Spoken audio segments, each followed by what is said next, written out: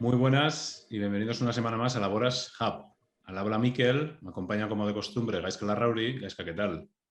Hola, ¿qué tal, Miquel? Buenas tardes. Y Oyer Surimendi. Oyer, ¿qué tal? Muy buenas tardes, ¿qué tal todos?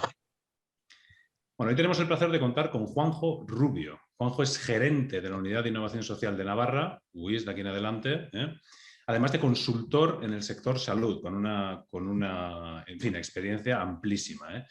La Unidad de Innovación Social de Navarra es la primera asociación público-privada dirigida a impulsar la innovación social precisamente en Navarra. Bienvenido a Laboras, Juanjo. ¿Qué tal? Hola, buenas tardes y gracias por invitarme. Bueno, el placer es nuestro. Estamos encantadísimos de tenerte aquí, así que venga, vamos con ello. Gaizka, o Oyer, en este caso, cuando quieras. Pues bueno, Juanjo, en primer lugar, encantado de tenerte aquí. Y yo quería empezar este coloquio, esta charla que vamos a tener, un poquito con la pregunta que solemos hacer, un poquito de cota cero, digamos. Y sin entrar en detalles puramente profesionales eh, o, no sé, externos, digamos. Yo quiero saber quién es Juanjo. ¿Cómo te definirías a ti mismo como persona, brevemente? Soy un navarro con familia, tengo 3 hijos y con muchos amigos en Navarra que salí de aquí cuando era joven para estudiar, conocer el mundo, conectarme y como todos los animales o muchos, pues volví a la guarida y ahora estoy en Navarra intentando hacer desde aquí lo posible para Navarra, pero también para el mundo. En este sentido, como ha dicho Miquel, bueno, actualmente eres gerente de la Unidad de Innovación Social, ¿verdad? Eh, pero antes de entrar un poquito en detalle en lo que hacéis en la UIS, sí que queríamos conocer un poquito cómo has llegado hasta este punto. Entonces, yo quería empezar a hablar un poquito de la vocación, ese concepto que a veces es un poco abstracto y que muchos de nosotros pues, no lo encontramos hasta un momento bastante tardío, o a lo mejor incluso nunca. Y en este caso quiero trasladarme, retrotraerme un poquito al Juanjo, pues no sé si estudiante, adolescente, que no tenía claro o sí tenía claro que estudiar, poco ese momento. Si tú, sabemos que estudiaste ingeniería industrial, pero ¿tuviste claro qué estudiar y hacia dónde orientar un poquito tu carrera, en este caso académica y luego profesional? Tuve claro que me parecía muy interesante el mundo y he tenido mucha curiosidad desde pequeño y la sigo teniendo. Y esa curiosidad es el hilo conductor. El contexto en el que he desarrollado esa curiosidad ha ido cambiando. Yo desde muy joven sabía que me interesaba la vida, la vida que sigue siendo un misterio, pero que me parecía que tenía también mucho que ver con la ingeniería y yo pensaba estudiar, porque en aquel tiempo, que estamos hablando del siglo pasado, tampoco había tantas opciones, pensaba estudiar una carrera y después otra. Elegí empezar por ingeniería industrial, me interesaba mucho la automatización, los robots, me gustaba la ciencia ficción y la veía al alcance de la mano, también la energía, pero pretendía estudiar inmediatamente después medicina para combinar el conocimiento de la vida con el conocimiento de la ingeniería. Y prácticamente al final de mis estudios de ingeniería descubrí que existía ya ese concepto, la intersección, y por eso avancé formándome como ingeniero biomédico. ¿Y qué podrías considerar que más te ha aportado al final en esta etapa profesional que como luego nos irás contando un poquito, se ha centrado pues eso en el mundo de la salud, de la biomedicina y demás? ¿Qué consideras que te ha podido aportar el haber estudiado esa ingeniería industrial al inicio? Bueno, la ingeniería que yo estudié era bastante potente en contenidos básicos. Realmente lo que se estudiaba, y yo creo que hoy sigue siendo el centro, son conocimientos pues, de los últimos 3 o 4 siglos, y también es una manera de pensar y una manera de aproximarte a los problemas en equipo y una forma de descubrir, bueno, de tener la suficiente autoestima y valentía para buscar soluciones a problemas que en cada momento pueden ser nuevos. Fueron 6 años, para mí fue una experiencia también de salir de casa. Yo estudié en Madrid y de conocer personas de otras partes, en este caso de otras comunidades autónomas, todavía no existían, eran provincias, y bueno, esa base de conocimientos de matemáticas, de física, de química y bueno, un poco más avanzados de control, ¿no? También fue una etapa en la que yo tuve la suerte de llegar a lo digital en la primera ola. Yo era adolescente cuando llegaron los primeros ordenadores personales.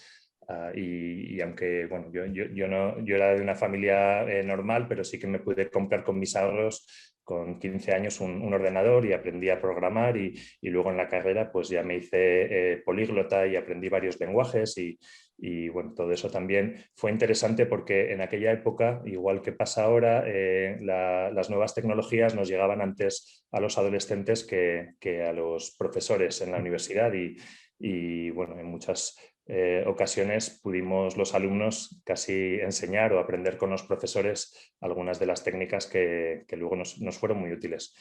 Para mí esa es la base, son como los cimientos de mi formación y aunque el contexto estaba empezando a decir antes ha cambiado, en aquella época yo era muy cartesiano y pensaba que el conocimiento prácticamente pues podía abarcarlo todo. Ahora ya he descubierto que cuanto más sabes, la frontera con lo desconocido es más grande y por lo tanto más consciente eres de lo que no sabes y de lo que nunca siquiera llegarás a no saber que no sabes. Pero bueno, en aquella época yo era muy cartesiano, me gustó estudiar, disfruté un montón aprendiendo y conectando con otras personas y aunque luego he seguido siempre estudiando y seguiré, pues eso sigue siendo la raíz, ¿no? Los cimientos.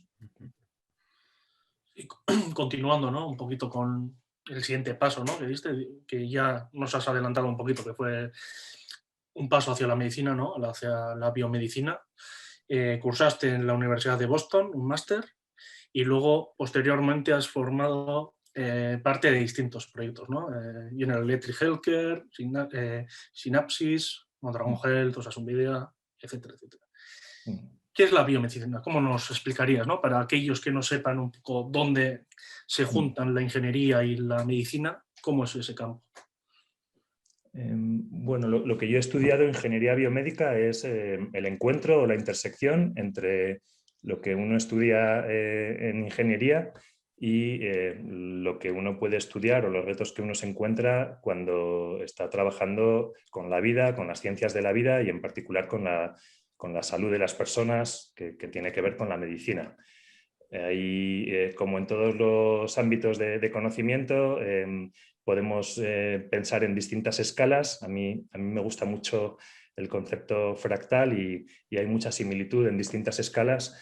A escala pues, atómica o nanométrica, la ingeniería biomédica podría ser la utilización de las técnicas de la ingeniería para la interacción a nivel molecular de células, los sensores, la modificación genética, todo lo que tiene que ver con sistemas vivos que tienen relación con masa, información y energía en ese nivel. A una escala humana, pues podríamos hablar de todo lo que nos ayuda a prevenir problemas de salud o a promover una buena salud a nivel personal. Podríamos hablar también de herramientas diagnósticas que pueden ir desde soluciones mecánicas hasta soluciones digitales o de otro tipo y también todo lo que tiene que ver con métodos de soporte vital, monitorización o herramientas para curar a las personas cuando tienen un problema. Y a escala un poco más grande, a escala ya más social, podríamos hablar de planificación de ciudades o planificación de organizaciones como puede ser un hospital y la búsqueda de soluciones en ese nivel que sean buenas para la salud. Podemos hablar de logística, podemos hablar de trazabilidad, podemos hablar de muchas dimensiones. En realidad si la ingeniería se nos queda grande a cada una de nosotras, la ingeniería con las ciencias de la vida pues todavía es una pecera mucho más grande. Yo empecé, a mí me interesaba mucho la neurociencia, me interesé un montón, como venía de ese mundo de lo digital, de la programación por las redes neuronales y tuve ocasión de poder estudiar. La verdad es que mi primer salto en el trampolín hasta Estados Unidos lo hice en Europa. Yo también fui de los primeros privilegiados en aprovechar las becas Erasmus y hubo un encuentro que desde hace 31 años se sigue celebrando en Patras, un encuentro europeo de ingeniería biomédica, y eso me permitió tener tiempo también para conseguir la beca, una beca Fulbright que financió mi estancia en Estados Unidos, que no solo pagaba la carrera, que hubiera estado fuera de mi alcance, sino que también me pagaba pues mi tiempo allí. Sí, volviendo a los algoritmos que has mencionado antes, también cada vez tiene, ¿no?, mayor importancia también lo que diríamos la salud, o como se ha podido ver también, ¿no?, ahora con el COVID. Claro, en todas las escalas y además hay mucho por hacer. Hay un gran campo que tendríamos que haber resuelto hace tiempo. Ahí la excusa no es la falta de tecnología. Sabemos que hay una gran fragmentación en los distintos silos que existen en una organización como un hospital, o en otro nivel, las distintas trincheras que existen en una organización como un sistema de salud. Es tradicional seguir hablando de lo que tenemos pendiente para integrar la información de atención primaria con los hospitales, y bueno, todavía mucho más precario está el sistema de información de la atención sociosanitaria. Dentro de los hospitales hay muchísima desconexión. Yo he trabajado en los años 90, trabajé en la transformación digital o en la digitalización de la imagen médica. Hoy digamos que eso ya está totalmente superado y casi no hay ninguna modalidad de imagen médica que no sea digital. En la primera década de este siglo trabajé en la informatización o en la conexión de los datos en cuidados críticos, en las UCIs, en los quirófanos, y lamentablemente a día de hoy hay mucho por hacer todavía. Hay mucha información, incluso en lugares donde el tiempo es vida o el tiempo es función, hay mucha información que sigue comunicándose en papel o almacenándose en la memoria de humanos. Hay un gran problema que se traduce en mortalidad, en morbilidad y en una ineficiencia del sistema. Y en otro nivel, la salud pública, que todavía está muchísimo peor, porque nosotros siempre nos fijamos en lo grande, ¿no?, en lo más visible, como la materia del universo, que la vemos, pero no vemos la materia oscura. Entonces sí que vemos lo que queda por hacer en los hospitales, en los centros de salud, en nuestras ciudades, y parece que hay otras cosas de las que no hablamos y que están bien resueltas, y resulta que todavía están peor, ¿no?, que es un gran reto la salud pública o la vigilancia epidemiológica. Y por concretar algo tan obvio, que es además binario, y esto sí que es totalmente binario y digital, que es contar personas vivas o personas que no están vivas, ya sabemos que nuestras organizaciones y gobiernos no son capaces de hacerlo. Entonces, he hablado de lo que teníamos que haber resuelto hace 20, 30 años, y ahora nos está apareciendo un nuevo tsunami, que son los datos en volúmenes ingentes, infinitos, los datos genómicos del genoma para la medicina personalizada, y bueno, otro volumen mucho mayor que vendría en todos los datos ómicos, ¿no?, que están relacionados con el genoma, como el bioma o el metaboloma o el ambientoma o todos los somas que hay ahí. Entonces, lo que entiendo al final, ¿no?, es que el servicio público, si la industria ya le está costando la digitalización, al servicio público de la medicina todavía le está costando más, ¿no? Bueno, en salud hay tres vértices claros, ¿no? Un vértice que es el aseguramiento y la transparencia en la toma de decisiones y la gobernanza del sistema. Ese vértice lo tenemos mal y cada vez peor. Luego hay otro vértice que es los servicios de salud, es donde vemos los hospitales y los centros de salud. Ese es el que mejor tenemos, pero muy lejos de estar bien.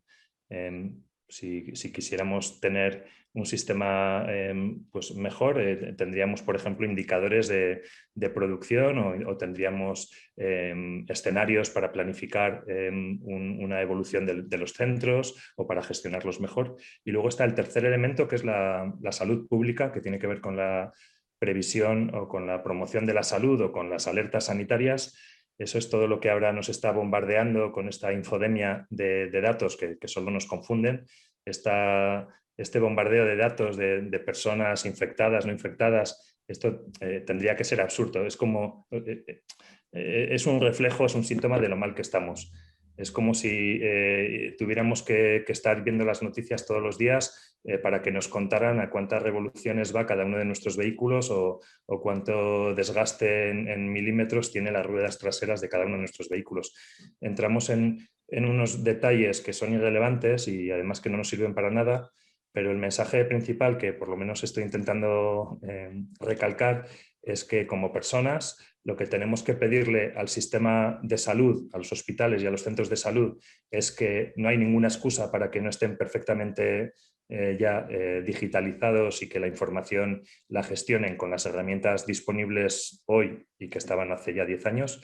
Y que en el sistema público, en el sistema de salud pública, tenemos que construir unas herramientas y el primer paso sería construir un sistema de salud pública europeo, que no lo tenemos y que además parece que no le preocupa a nadie. Ningún político está hablando de ello y la ciudadanía tampoco. Estamos hablando de cosas irrelevantes sobre si nos están poniendo una vacuna A o B y no estamos hablando de algo importante que puede ser si tenemos un sistema de salud en Europa y si queremos gobernarlo desde la ciudadanía o preferimos que siga siendo algo que funcione más o menos y que de él están tirando probablemente algunas multinacionales y muy pocos gobiernos. Al hilo de, perdona, Gaizka, al hilo de que comentas, Juanjo, hablabas de la digitalización, yo que me muevo en el mundo de la patología digital, ¿no? Y veo precisamente lo que comentas, ¿no? Existe una fragmentación total. No acabo de ver, por ejemplo, que haya realmente yo que vivo en Alemania, que haya realmente un push, una fuerza, vamos a decir, gubernamental, aunque sea el gobierno, ¿no?, que impulse la digitalización, ¿no?, de una manera coordinada, ¿no?, como un todo. Esa es la sensación que tenemos nosotros. Al final, cada centro o cada laboratorio privado, en nuestro caso también, toma sus propias decisiones sobre cómo y cuándo llevar a cabo la digitalización, ¿no? Y al final lo que vemos son, personalmente, esa es nuestra experiencia, son polos muy fragmentados, de manera que puedes tener instituciones o regiones extremadamente digitalizadas, mientras que la región de al lado no está ni siquiera empezando, ¿no? Está en pañales. Entonces, nosotros sí que echamos en falta. De hecho, este ha sido un tema que se ha discutido muchísimo, ¿no? Porque la patología digital está muy fuertemente impulsada por empresas ahora como Philips. Y me parece un tema curioso, ¿no? Interesante, ¿no? La falta de, en fin, no sé, de un plan de coordinación general, ¿no? No sé cómo llamarlo. Tú eres, en fin, estás mucho más, tienes una experiencia muchísimo mayor en ese campo, pero es una cosa que siempre nos ha extrañado, incluso a nosotros como empresa fabricante de soluciones para la patología digital, ¿no? Sí, yo echo de menos un liderazgo de arriba a abajo de unas instituciones que realmente no existen. No tenemos un centro para un servicio tan vital como es la salud, porque es parte de la sociedad del bienestar, la salud, la justicia, la educación. Nosotros no tenemos en Europa un equivalente al Ministerio de Salud. Nos basamos para algunas cosas en un referente que siempre hemos pensado que era neutral, que era la Organización Mundial de la Salud, y que evidentemente ni es neutral ni es un referente europeo. Si hubiera un referente europeo, o pongamos en una escala más pequeña, pongamos en País Vasco, el referente podría ser el Departamento de Salud, y si nos ponemos en un estado como España, pues sería el Ministerio de Salud. Estos referentes no tienen que inventar la rueda. Hay muchos niveles de normalización, igual que en un sistema digital como un ordenador, pues está inventado hace pues muchas décadas el modelo OSI-ISO, ¿no? Y tenemos varias capas, desde lo físico hasta lo funcional. En salud pasa lo mismo. Hay estándares que te permiten hacer interoperable los datos o los documentos o hacer que pueda haber una conexión funcional entre sistemas diferentes. En paralelo, obviamente, está el contexto capitalista en el que nos movemos, donde la competición es lo que reina y aunque la cooperación es algo de lo que siempre hablamos, pues una gran multinacional siempre va a hablar, cuando tenga que hacerlo, de que utiliza estándares, pero también siempre que pueda va a poner barreras y va a crear sistemas que no sean interoperables. Entonces, desde el punto de vista de los proveedores, hay un incentivo a colonizar y vemos que tenemos una especie de mapa que es como, como si fuera un puzzle en el que cada pieza tiene un color diferente. Entonces, dentro de la misma pieza, si tenemos sistemas de información, por ejemplo, del mismo fabricante, pues no siempre, pero tenemos pero eso es una mayor posibilidad de que haya interoperabilidad. Pero nos falta una decisión desde arriba, y la primera decisión desde arriba la tendríamos que tomar desde lo más abajo, que somos las personas. Tendríamos que exigir a nuestros gobiernos que la información, en este caso de salud, fuera gestionada con la tecnología más avanzada disponible, que en este momento es tecnología digital. Sí, tema interesantísimo, porque además fíjate que nuestra experiencia ha sido que ni siquiera es un problema de presupuestos.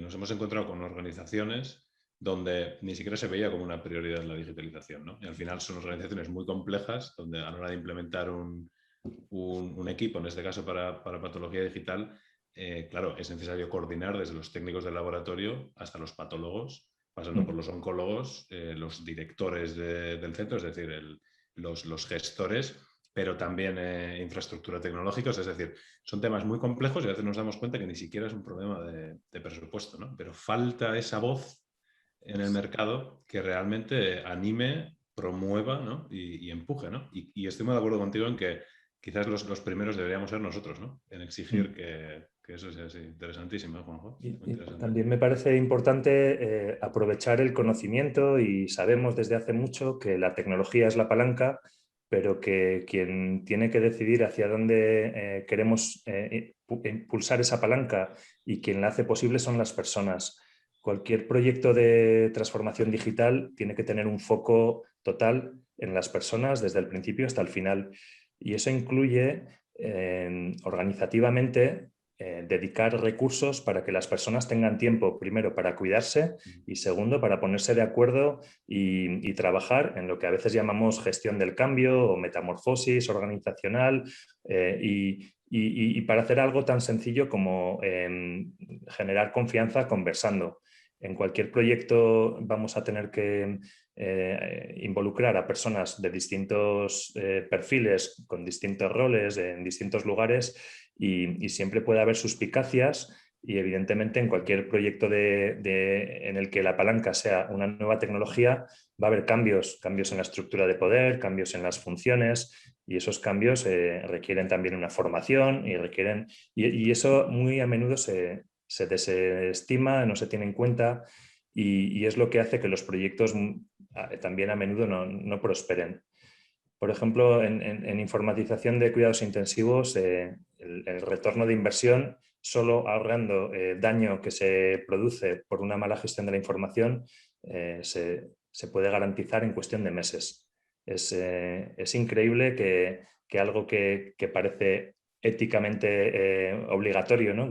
Mejorar la seguridad de los pacientes, evitar muertes o daño innecesario, con una tecnología que tenemos muy madura, que es tecnología que conecta cosas con el sistema de información, hoy le llamamos Internet de las Cosas, que integra y hace interoperables los datos con herramientas como un bus de integración, que son herramientas muy sencillas en informática, y no estoy hablando siquiera de poner más capas de inteligencia que permitan, por ejemplo, ayudar a un equipo a tomar decisiones o anticiparse a decisiones. Ahora que nos mencionas, ¿no? En qué estado estamos un poco, pero estas últimas 3 décadas, ¿no? Que has ido viendo cómo ha evolucionado, ¿nos podrías hablar de cuál ha sido esta evolución? ¿Cómo la has visto?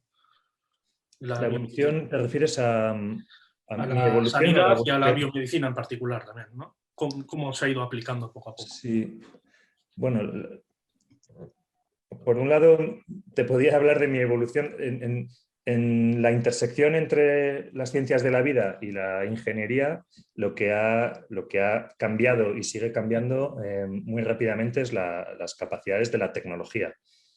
Sabemos también, y ahora hablamos todos con más o menos el mismo lenguaje, que las tecnologías y fundamentalmente las digitales evolucionan exponencialmente.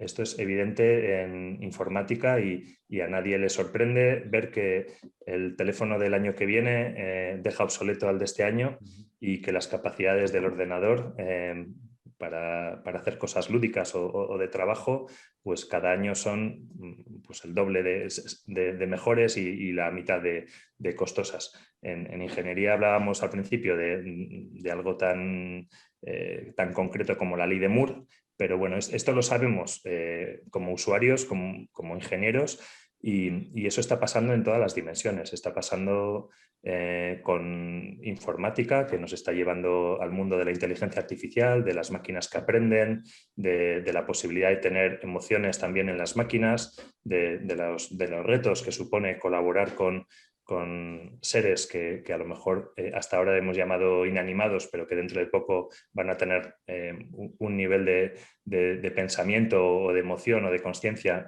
igual que el nuestro, superior. Y eso también está pasando con la biología. Para mí ahora está claro que la tecnología más avanzada que existe o que conocemos es la biología. Y bueno, cuando yo empecé a estudiar, la biología era algo que podíamos intentar comprender y que podíamos usar de forma artesanal, porque llevamos miles de años haciendo pan o haciendo vino y eso es biotecnología, pero a día de hoy la biotecnología o la biología está empezando a ser una tecnología al alcance de los adolescentes. Y tenemos en estos momentos gente muy joven, de 15, 16 años, imaginando y desarrollando proyectos que incluyen entender y programar partes de seres vivos como puede ser una célula. El biohacking podría ser o algo del estilo, ¿no? Sí.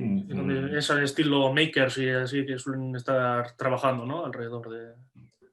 Sí, podemos hablar de eso también, pero podemos hablar de cosas más concretas como diseñar una vacuna. La vacuna que antes ha llegado al mercado la ha diseñado un equipo de profesionales en Alemania, pero es una vacuna que conceptualmente ahora mismo pueden diseñar adolescentes. Y en la próxima pandemia no será raro que sea así, ¿no? Que el diseño y la fabricación sea totalmente local. Estamos en un momento en el que el diseño y el conocimiento de lo biológico puede compartirse de forma digital, o sea que uno puede coger la receta de una fabricación, por ejemplo, de una vacuna, la puede coger en internet o compartirla digitalmente y fabricarla mediante una bioimpresora localmente. Entonces entiendo que lo que nos estás comentando es que como tenemos programas open source, sería algo similar, pero en la biología. Puede llegar a ser, estamos en un contexto en el que hay, por un lado, un poder infinito o muy grande en la utilización del conocimiento para interaccionar o modificar sistemas vivos, y también tenemos suficiente conocimiento para intentar poner barreras físicas y barreras éticas y legales para que nadie abuse de ese conocimiento. Estaba pensando a la vez que hablaba de todo lo que va avanzando, porque la tecnología evoluciona exponencialmente. Sin embargo, hay otras cosas que lamentablemente los humanos reproducimos una y otra vez sin cambiar, ¿no? Igual que reproducimos, por ejemplo, las sociedades que son jerárquicas o patriarcales, estamos reproduciendo patrones de diseño que sabemos que son absurdos. Por ejemplo, seguimos haciendo barrios de ciudades con la posibilidad de que un objeto muy pesado atropelle a una persona y la mate. Eso es algo totalmente irracional que demuestra nuestra torpeza como grupo, ¿no? Si seguimos haciendo el siguiente barrio, el siguiente pueblo, la siguiente ciudad con un patrón que es el mismo que tenían los romanos, ¿no? Que era centrado en que puedan moverse los carros, que ahora son los coches, que luego serán los vehículos autónomos. Y lo mismo pasa en los hospitales. El diseño de nuestros hospitales, que ahora tienen muchas más capas digitales, sigue siendo un diseño medieval.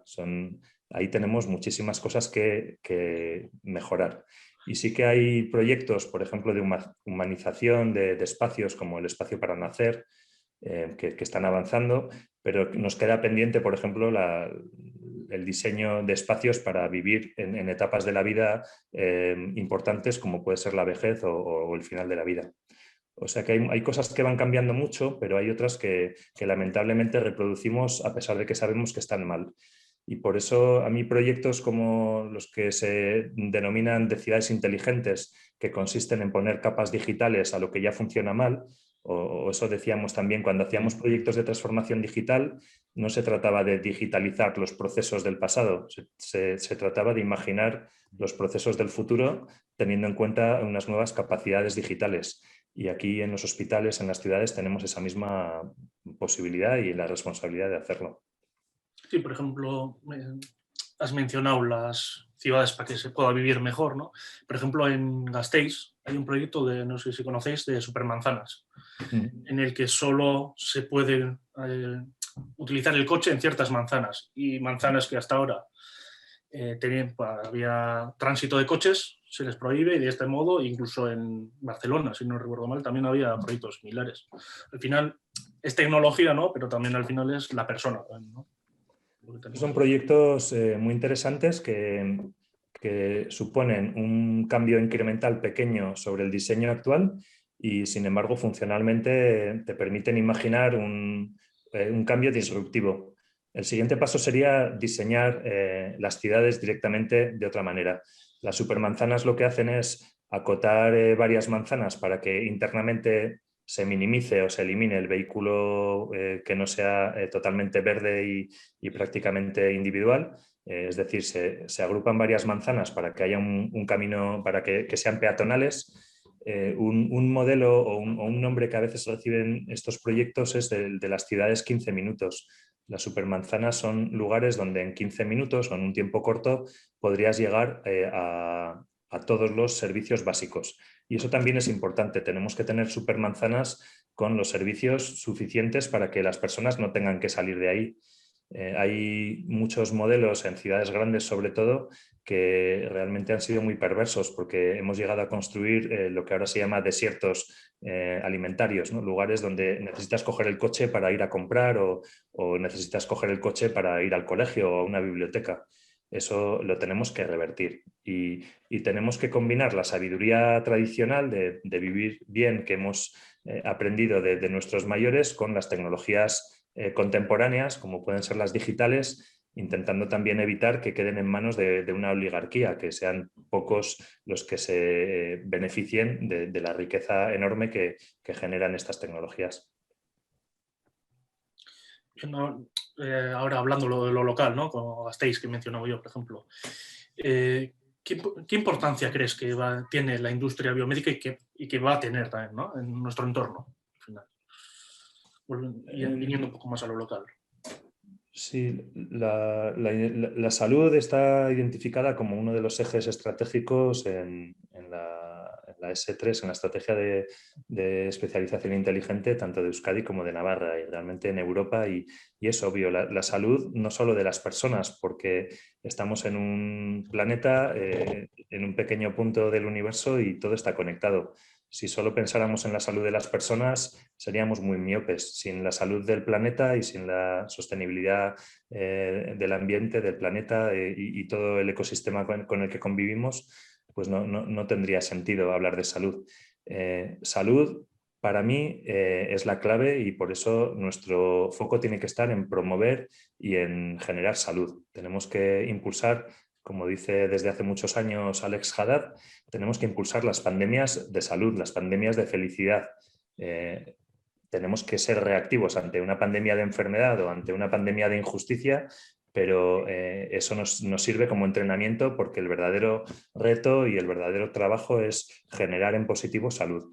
Y tenemos que pensar que el contexto, que como he dicho antes es capitalista, el contexto que hace que solo lo que genera dinero parece que es lo que hay que impulsar o lo que hay que apoyar, pues que eso no sea realmente así, ¿no? Esa es una condición de contorno, es un límite que tú puedes tener a la hora de resolver tus ecuaciones, pero no es el objetivo. El objetivo no es maximizar la generación de dinero. Eso es totalmente irrelevante. El objetivo tiene que ser maximizar la salud de cada persona y del grupo de personas. Tenemos ahora un foco muy grande en maximizar el dinero, en maximizar el PIB y además no somos suficientemente buenos ni siquiera repartiendo ese dinero, que eso sería uno de los retos tácticos. Pero el reto estratégico es pensar que el dinero, como todas las herramientas, está al servicio de las personas y del planeta y centrarnos en generar salud. Si estamos en el punto cero de generar dinero, pues hay muchas oportunidades que están al alcance nuestra porque tenemos una gran industria potente en automatización, nuestra industria 4.0, en digitalización tenemos una gran industria y empezamos a tener una industria potente en biotecnología. La biotecnología aplicada a salud es lo más llamativo y donde nuestros gobiernos están poniendo el foco. Y yo llevo tiempo siendo un poco pesado, pero creo que merece la pena, casi evangelizando, con la idea de que la biotecnología, donde tiene ahora mismo más oportunidades desde Euskadi o desde Navarra, es en agroalimentación y en industria. El pensar en descubrir, desarrollar o diseñar fármacos es importante, pero también creo que es importante y además más fácil y mucho más positivo pensar en volver a tener una agricultura ecológica con las tecnologías modernas o volver a tener alimentos que realmente sean sanos, que nos sanen, que nos aporten nutrición, además de satisfacción. Y nosotros llevamos demasiadas décadas pensando tanto en el beneficio económico que hemos utilizado y hemos abusado de la utilización de productos que han contaminado nuestros acuíferos, nuestra tierra y que nos han generado mucho daño. Afortunadamente ahora hay unos proyectos o unos compromisos en Europa para intentar dejar de usar esos productos que son inmorales y poco a poco pues vamos a tener que volver a pensar en la producción como hacíamos antes, pero con la eficiencia a la que nos hemos acostumbrado. Y eso supone una oportunidad para usar la biotecnología o la biología digital o la biología sintética en agricultura, alimentación y también en la fabricación de alimentos. Fabricación de materiales. Porque la biología, he estado insistiendo en que es la tecnología más potente porque con biología la precisión en la fabricación es atómica. Una célula mueve átomo a átomo para crear moléculas, para después crear componentes celulares, para después crear sistemas biológicos y la escala puede ser continental. Con biología podemos hacer una transformación a escala realmente planetaria, si queremos. Es posible, Juanjo, porque me parece interesantísimo lo que comentas, el cambio de paradigma, o quizás tampoco un cambio de paradigma, ¿no? Sino, bien, los beneficios están bien, ¿no? Mirar el dinero está bien, pero no puede ser lo único que cuente, ¿no? ¿Es posible llevar a cabo o impulsar ese cambio quizás de paradigma desde lo local? Por ejemplo, pensando en Navarra o en el País Vasco, ¿no? En regiones más pequeñas, ¿o es necesario que grandes instituciones como la Unión Europea, con los riesgos evidentemente que eso conlleva, digamos, apliquen o impulsen este tipo de cambios? Yo creo que tenemos todos que contribuir y cada movimiento, como efecto mariposa, puede producir otras olas, otros movimientos en otros lugares. Las grandes instituciones están gobernadas por personas que, por mecanismos más o menos democráticos, también acaban teniendo relación con las personas y las personas en lo local podemos hacer muchas cosas. El principal cambio que tenemos la oportunidad de generar siempre es interior. Si cambiamos y somos más conscientes y estamos más comprometidos y estamos más capacitados porque nos seguimos formando, ese es el principal cambio. El siguiente gran cambio es la cooperación. Cooperación que siempre se tiene que basar en la confianza, no en una cooperación que aproveche, por ejemplo, una coyuntura legislativa y que entonces pues nos juntamos en una estructura que tiene el título de cooperativa pero que no coopera con nadie y simplemente se protege como si fuera una melee, ¿no? de rugby, que es un deporte que yo adoro porque he jugado mucho, o bueno, otras estructuras que son así como si fuera una concha, ¿no? Protectora. Me parece que la cooperación como valor, la cooperación como herramienta de transformación, me parece que es muy potente. En lo local se pueden dar también cambios que sean ejemplos. Hay muchos ejemplos por ejemplo, de economía circular o de buscar pues, la reutilización, la reducción, todas las R's que nos permiten tener un planeta más sostenible. Y luego también hay ejemplos, bueno, pues de cooperativos, por ejemplo, es un modelo muy bueno, ¿no? que yo que creo que hay que apostar por él, pero un modelo cooperativo que sea capaz de intracooperar y también intercooperar y que sea capaz de transformarse, que no se estanque en una estructura que no vaya avanzando en el tiempo y que aproveche las tecnologías, por ejemplo, las tecnologías digitales. Ahora se está impulsando el movimiento de plataformas cooperativas que permiten utilizar la infraestructura digital para el movimiento cooperativo o los conceptos cooperativos en el mundo digital. Por ejemplo, las cooperativas de datos, que puede ser una forma de compartir tanto los servicios que hacen falta para garantizar la privacidad o la seguridad de esos datos y también compartir la riqueza, por ejemplo, en dinero, la monetización o el valor que puedan aportar esos datos a todos los que han contribuido a crearlos, ¿no? A sus propios creadores o a la cadena de valor que ha contribuido a crearlo. Y bueno, yo creo que estamos en un ecosistema en el que lo público y lo privado, junto con lo plural, ¿no? Que es un poco lo de todos, estamos danzando y estamos interactuando. Entonces, si tuviéramos idealmente unas instituciones perfectas que fueran gobernadas democráticamente desde la ciudadanía y que realmente nos ayudaran a prosperar, pues eso bueno, ya estaría diciendo también que lo plural está funcionando y seguramente lo privado también, ¿no? Porque si seguimos pensando que hay un ámbito privado de cada una de nosotras y también un ámbito privado de las organizaciones cooperativas o con otras figuras jurídicas, pues también podríamos ver que en esa situación perfecta lo privado seguramente también sería perfecto.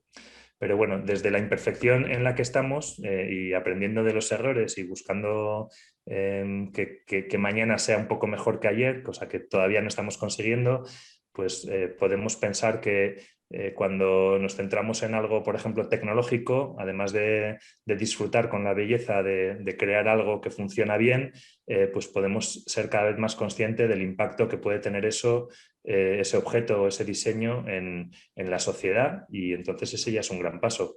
Si tenemos una empresa que tiene como objetivo maximizar el beneficio para sus accionistas, si además intenta ver o hacer visible cómo ese beneficio de los accionistas también puede tener un impacto positivo social. Ahí hablamos de responsabilidad social corporativa o de intentar entender que los ODS no son una cosa simplemente testimonial, ¿no? Son unos objetivos que detrás tienen un montón de indicadores y que además tienen una fecha, que es 2030. En 2030 tenemos unos retos muy importantes, como que el planeta se nos está descontrolando y si no limitamos una serie de dimensiones como las emisiones de carbono, por ejemplo, a la atmósfera, pues vamos a conseguir que el planeta sea absolutamente invivible y entonces la catástrofe para los humanos va a ser inevitable. Y bueno, pues seguramente no te estoy respondiendo, pero No, quiero no, decir que para cada nada, uno sí, sí. de nosotros podemos hacer Totalmente, algo sí, sí. y luego en nuestro rol en una empresa, obviamente también, y al final las instituciones, pues queremos también que sean una representación del conjunto de nosotros. Sí, sí. Yo, perdona, Juanjo, un poquito volviendo a lo que has comentado hace unos minutos en cuanto a la dicotomía entre beneficio económico y salud. Por ejemplo, ¿cómo ve una persona como tú el movimiento que hace, no sé si fue hace un par de años, hizo Bayer al adquirir Monsanto, por ejemplo? Sí, quizás si no me explico bien, no digo dicotomía entre economía y salud, digo que el foco en matemáticas, cuando tienes una función que puede ser multivariable, cuando optimizas, o sea, cuando buscas un máximo o un mínimo, realmente solo puedes maximizar una cosa a la vez. No puedes, entonces, si tú quieres maximizar la salud, todo lo demás se tendrá que adaptar y podrá haber un contexto en el que maximices la salud y a lo mejor la renta per cápita no necesariamente va a ser igual o superior a la que tenemos. En el uso de la biotecnología, la naturaleza es realmente muy interesante y es súper promiscua. La naturaleza tiene moléculas en las que guarda información, como puede ser el ADN o el ARN, y los sistemas vivos evolucionan e intercambian datos y también intercambian recetas, ¿no? La transferencia lateral de genes es totalmente conocida en seres unicelulares, pero también se produce en seres multicelulares.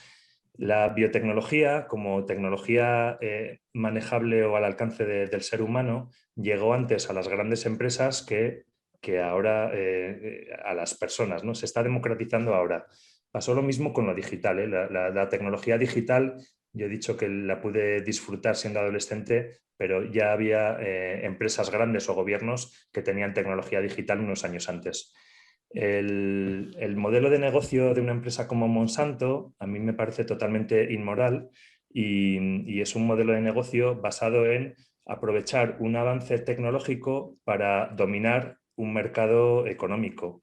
Monsanto, sobre todo, es conocido porque empezó a comercializar unas semillas que eran resistentes a un producto totalmente tóxico, que es el glifosato, y ese producto tóxico es capaz de matar absolutamente todos los seres vivos. De forma que la propuesta era plantemos estas semillas que son muy resistentes al glifosato y usemos el glifosato para, digamos, matar las plantas malas que están a su alrededor. Esa es una concepción errónea de la eficiencia de la agricultura. La agricultura necesita biodiversidad y además el glifosato sabemos que es cancerígeno para las personas, sabemos que es letal para muchas especies y sabemos que contamina el subsuelo durante muchos años. Con ese funcionamiento de semillas que además con su modificación genética no eran reutilizables, las plantas producían un fruto pero no producían otra vez semillas, se generó un proyecto colonizador que ha hecho que en muchas partes del mundo se haya ido hacia monocultivos. De manera que yo, como muchos jóvenes en Europa, durante muchos años fui activista en contra de la modificación genética de los alimentos y ahora he cambiado, he evolucionado. Creo que la modificación genética mal utilizada es algo que debemos perseguir y debemos, ojalá, prohibir. Y eso es lo que creo que hizo Monsanto durante mucho tiempo. Y sin embargo, entiendo que la modificación genética es parte de las reglas del juego de los sistemas vivos y utilizadas en el buen sentido permiten, por ejemplo, biorremediar. Yo he visto proyectos con modificación genética que limpian acuíferos, que limpian el suelo, permiten mejorar la eficiencia de cultivos apostando por la biodiversidad. La biodiversidad sobre todo por debajo, porque lo que vemos es como en los icebergs, vemos lo que sale de la tierra, pero lo que es rico es la Internet de la vida que está por debajo, ¿no? Todo el micelio, todo el intercambio de información, de moléculas, de energía que hay por debajo, y eso lo estamos pudiendo recuperar gracias a conocimiento tradicional, pero también a conocimiento nuevo del uso de los datos. Y bueno, y en el mundo de las corporaciones funciona la metáfora de los peces grandes que se comen a los peces pequeños. Entonces, Bayer no tiene un pasado demasiado honroso. Bayer sale de una época en las guerras, posguerras mundiales en Europa y realmente construyen un imperio a base de fabricar productos químicos que son utilizados en escenarios bélicos y a partir de ahí, bueno, sí que construye también una serie un portfolio de medicamentos y de productos que son beneficiosos. Algunos de ellos tienen un nombre que utilizamos casi como genérico y para mí fue una sorpresa, pero también lo veo como una oportunidad. Yo a Bayer ahora la veo también cooperando con empresas como Ginkgo Bioworks, que es una empresa que está saliendo de la Universidad de MIT con gente muy joven que son muy avanzados en el uso de la tecnología, pero que tienen claro que lo primero es la ética y el foco en la humanidad. Entonces, bueno, en resumen, la modificación genética de organismos es algo natural.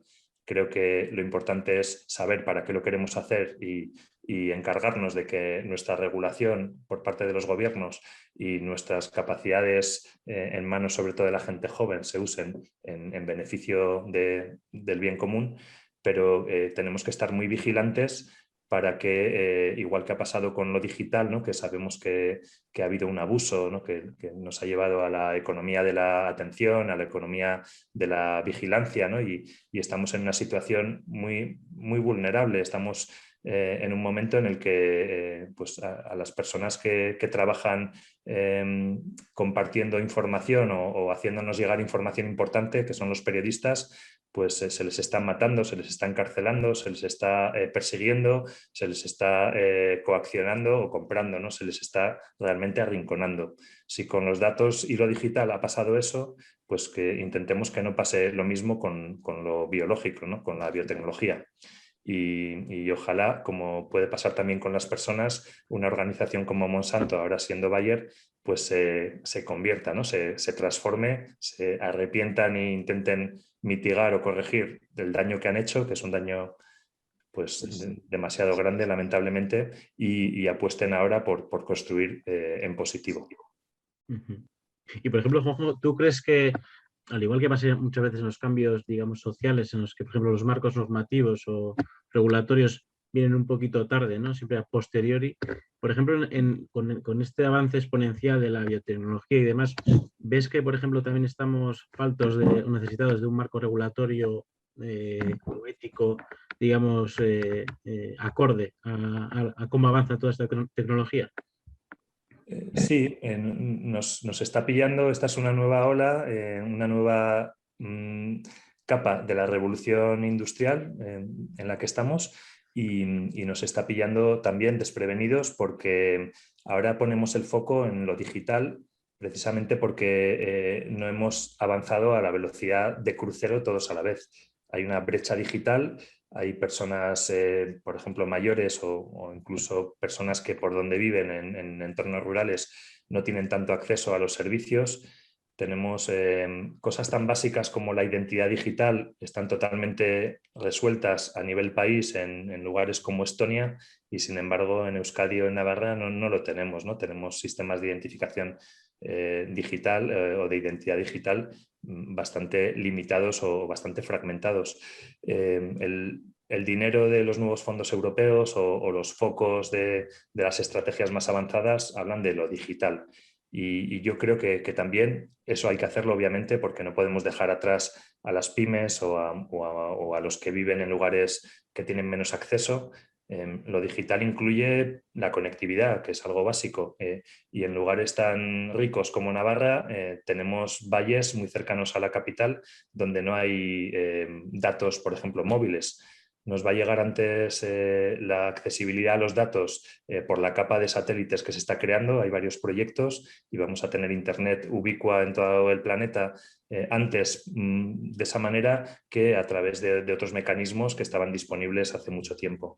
Y se sigue siempre apostando por lo nuevo, ¿no? Por el 5G, por lo que venga después, el 6G, antes que por realmente la democratización del acceso a lo más elemental.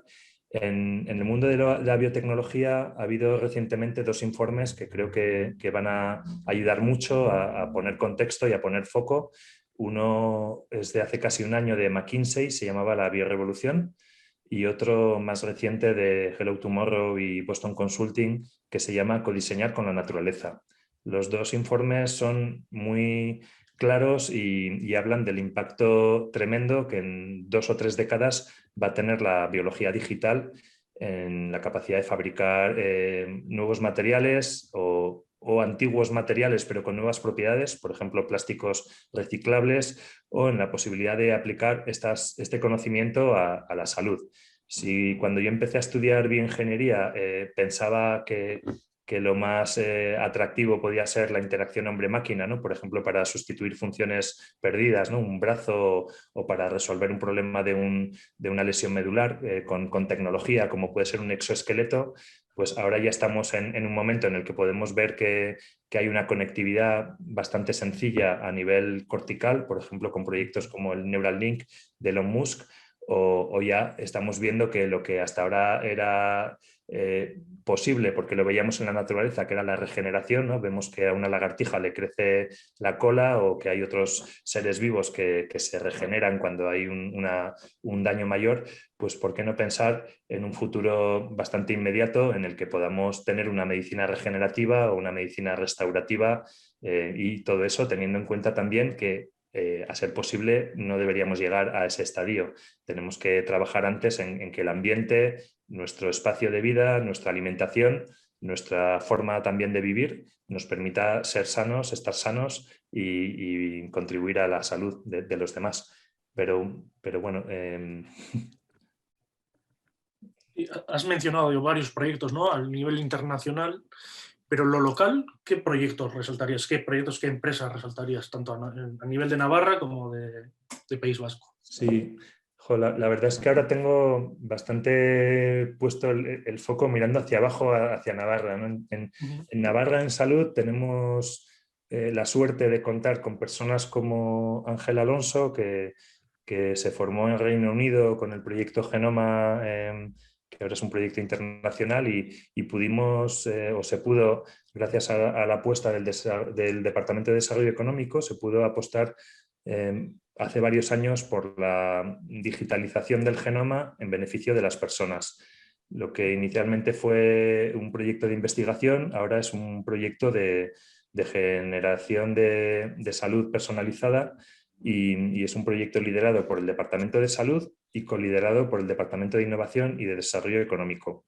Desde el punto de vista de salud, el genoma, que es, digamos, nuestra ROM, ¿no?, lo más estático de la información que tenemos en el corazón de nuestras células, tiene mucho que ver con algunas enfermedades, en particular con enfermedades raras y otro tipo de enfermedades, y permite hacer un diagnóstico de forma precisa y también un pronóstico que ayuda a elegir un fármaco o un determinado tratamiento. Desde el punto de vista de innovación, hay muchas oportunidades de combinar esos datos con otros, como estilos de vida o alimentación, o los datos que tiene el sistema de salud, y desde el punto de vista de desarrollo económico eso da pie a una gran eclosión de propuestas, por ejemplo, de generación de algoritmos o de herramientas que permitan que esos datos sean usados a tiempo por parte de los distintos profesionales. Tenemos también, bueno, hay alguna empresa, una de ellas pertenece a la Unidad de Innovación Social, que está trabajando muy bien en el uso ético de la biometría para la identidad digital. Por ejemplo, esta empresa se llama DasNano.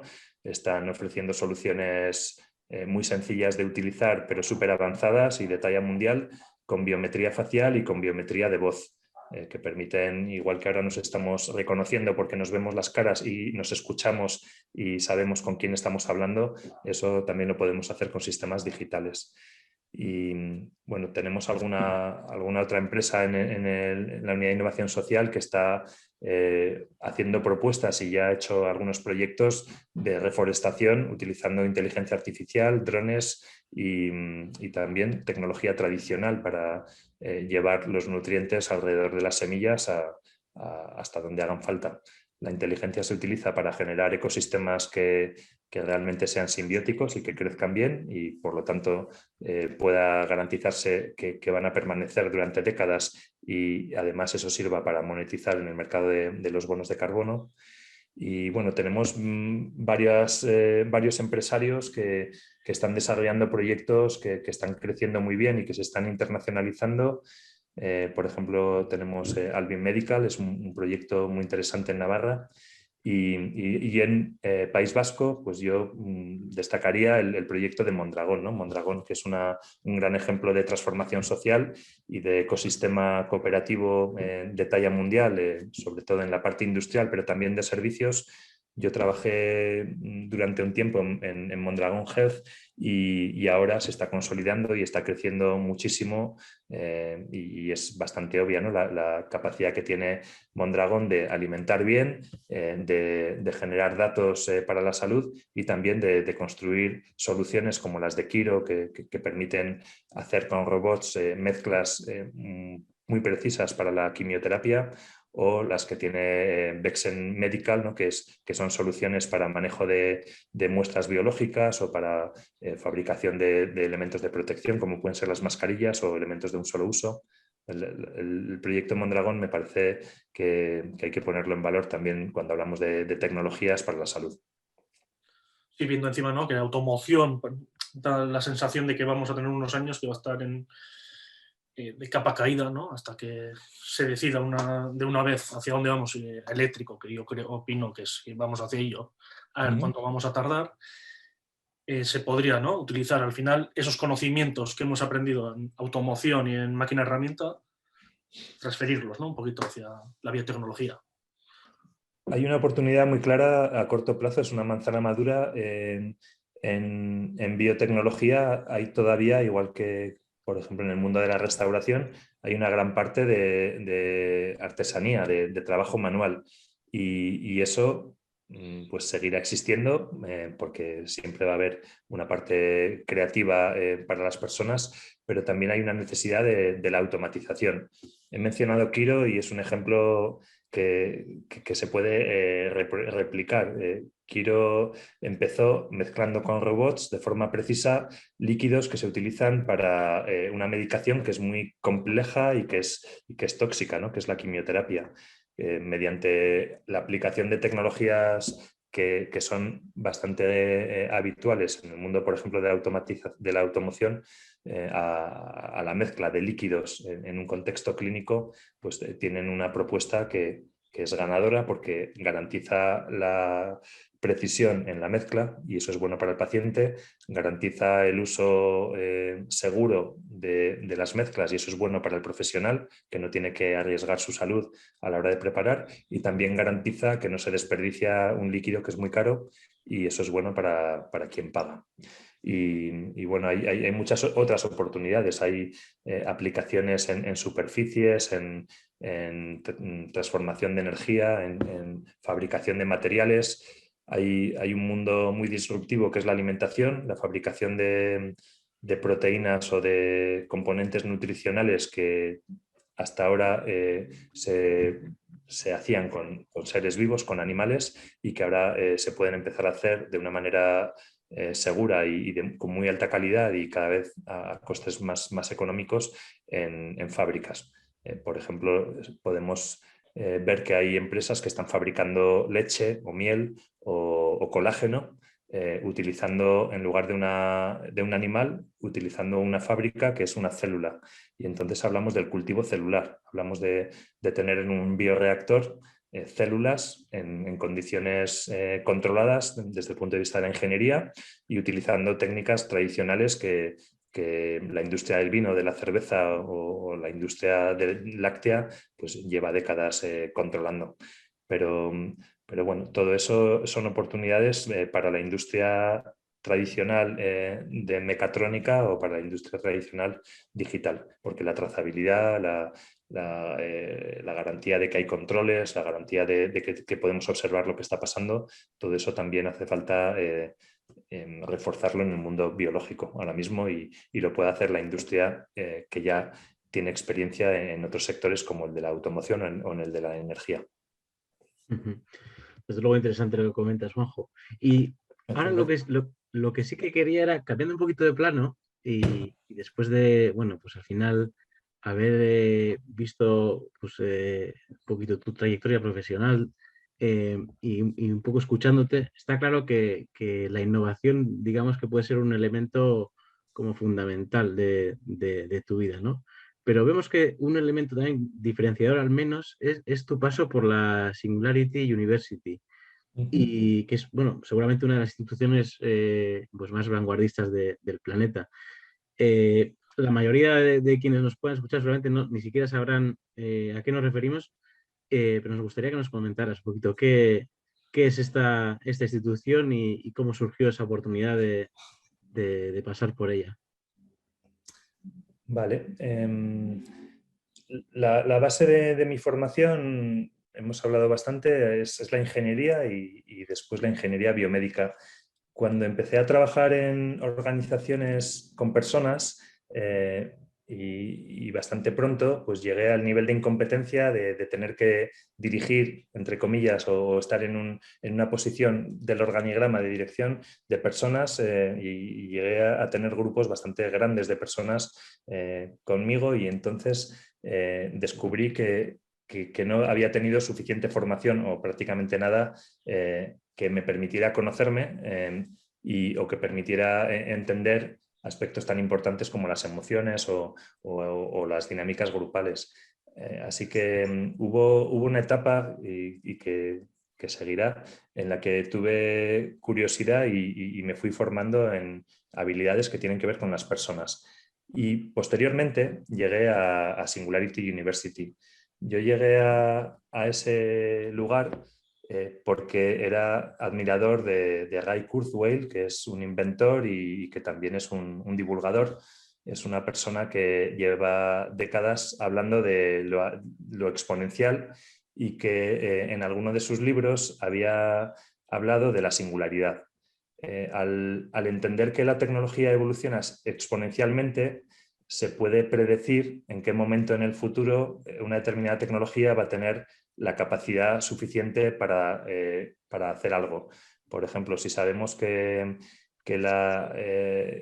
la inteligencia que necesitamos para poder tener una conversación pues requiere una capacidad de computación, aunque hoy no la tengamos, sabemos que podemos predecir cuándo esa capacidad va a estar disponible, digamos, en un dispositivo comercializable o vendible a un precio normal. Entonces, él hace mucho tiempo dibujó una gráfica que es la gráfica de la capacidad de computación por $1000 y podemos ver que es exponencial desde la prehistoria hacia el futuro.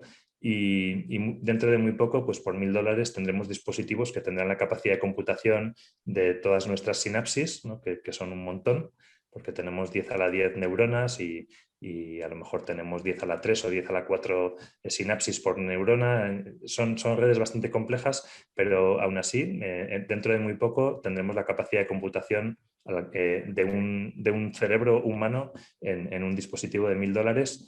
Y bueno, y dentro de unos años más, pues tendremos esa misma capacidad de computación de todos los seres humanos en $1000.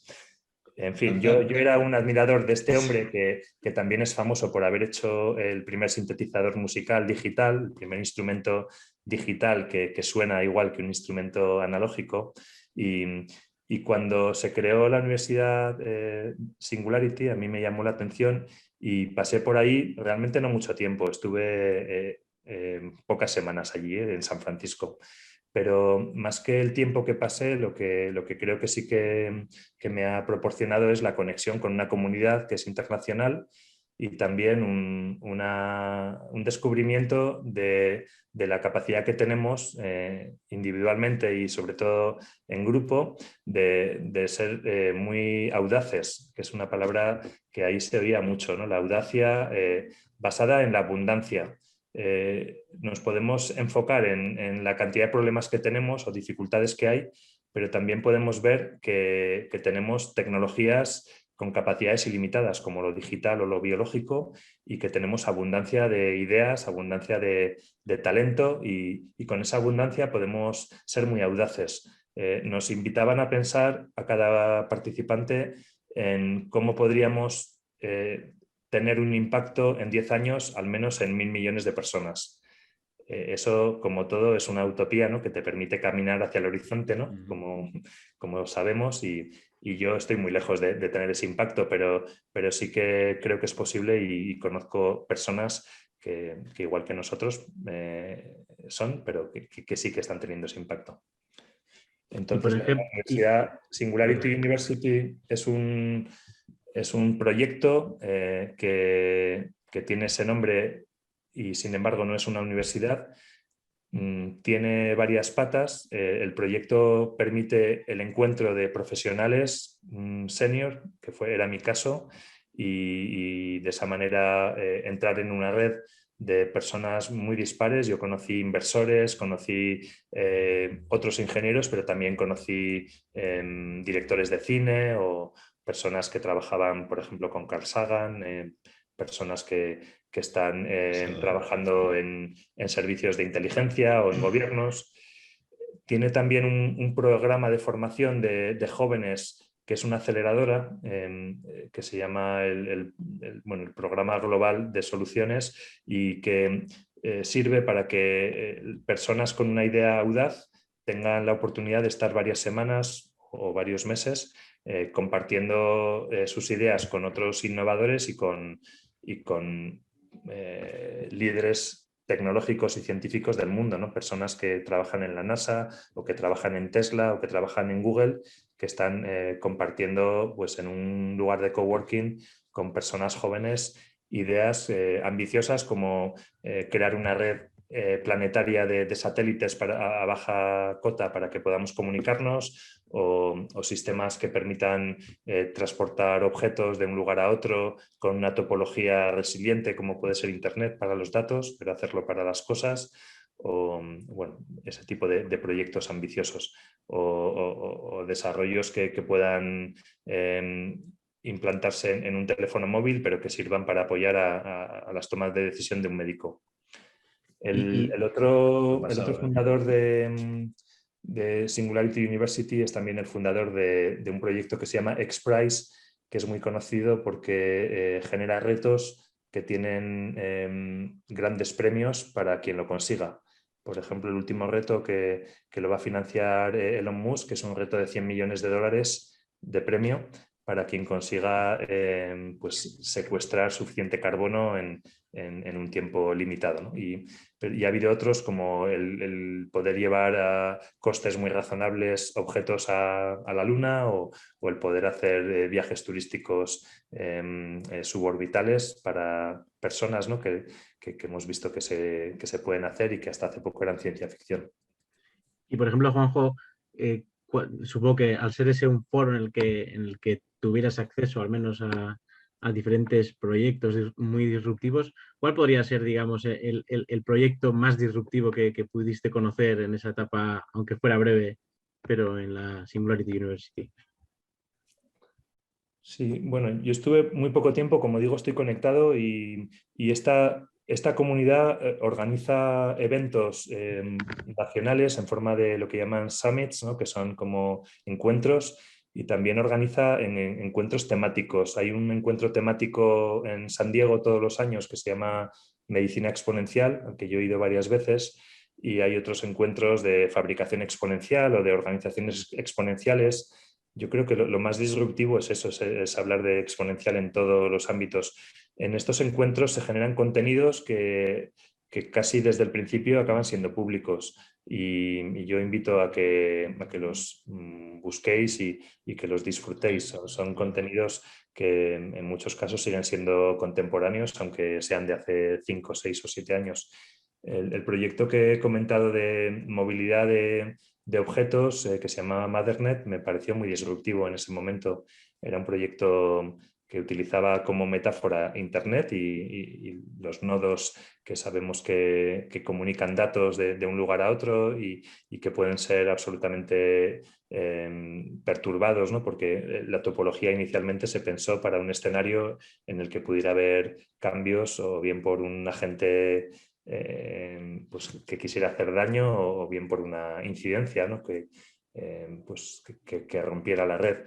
Entonces, la red de redes que es Internet es adaptativa, es resiliente y permite tener capas de abstracción y ahora mismo estamos comunicados con una herramienta. Yo estoy en Pamplona, vosotros estáis en distintos lugares, pero por debajo pueden los datos estar yendo por distintos caminos o por varios a la vez y luego se reordenan perfectamente. Y esa misma idea con drones era muy interesante para poder llevar, por ejemplo, agua o medicamentos en el caso de una catástrofe como un terremoto o un huracán. Otro proyecto que también me llamó mucho la atención en ese momento fue el de la propulsión de vehículos aéreos. Antes habéis hablado de los vehículos eléctricos, que son vehículos que estamos pensando que sustituyan a los actuales terrestres, pero también es interesante pensar en otros lugares, ¿no? El proyecto de reconstruir metros, pero que vayan a alta velocidad por debajo de la tierra o por debajo del agua, proyectos como el Hyperloop son interesantes, y en aquella época yo conocí a unos jóvenes que estaban pensando en vehículos como puede ser un avión o un cohete, que en lugar de llevar la propulsión interna pudieran ser propulsados desde fuera, por ejemplo, con microondas, ¿no? Con energía que se transmitía desde fuera, que es una idea que desde luego Nikola Tesla ya la anticipó e incluso la llegó a demostrar pues a principios del siglo XX. Y eso me parece interesante. Pero bueno, lo más disruptivo es pensar que sí, que tenemos la responsabilidad y después la posibilidad de tener un impacto en muchísima gente con las tecnologías que están evolucionando exponencialmente. Esto me trae una pregunta, ¿no? Has hablado sobre la singularidad y, bueno, el ser humano en su momento, cuando hace más de un siglo, pensaba y hacía el símil del ser humano como una máquina de vapor, ¿no? Ahora la hacemos como un ordenador. ¿No estaremos simplificando demasiado nuestra complejidad? Quiero decir, si no me confundo, ya llevamos unos años con el proyecto Cerebro Humano, ¿no? Y les está costando, ¿no? Al final hacer el mapa de cómo funciona el cerebro. ¿Cómo ves ese aspecto? Porque no estaremos simplificando todo demasiado.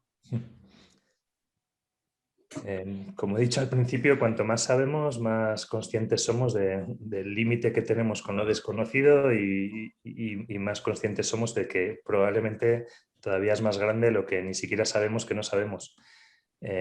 Los seres humanos somos multidimensionales y además cada dimensión está relacionada con las demás. Nuestras emociones se relacionan con nuestro pensamiento, que es racional, y está todo eso relacionado también con la parte biológica, influye en, por ejemplo, la modulación o la generación de mensajes como las hormonas o en la manera en la que digerimos y aprovechamos los nutrientes de los alimentos, y por supuesto todo eso está también relacionado con cómo convivimos en grupos. Además, sabemos que nuestro organismo, que es multicelular, no es únicamente un conjunto de células con el mismo genoma. Sabemos que somos multitud, sabemos que al menos por cada gen humano dentro de cada persona hay 10 genes que no son humanos y que no son genes que están ahí sobrándonos, sino que son totalmente imprescindibles.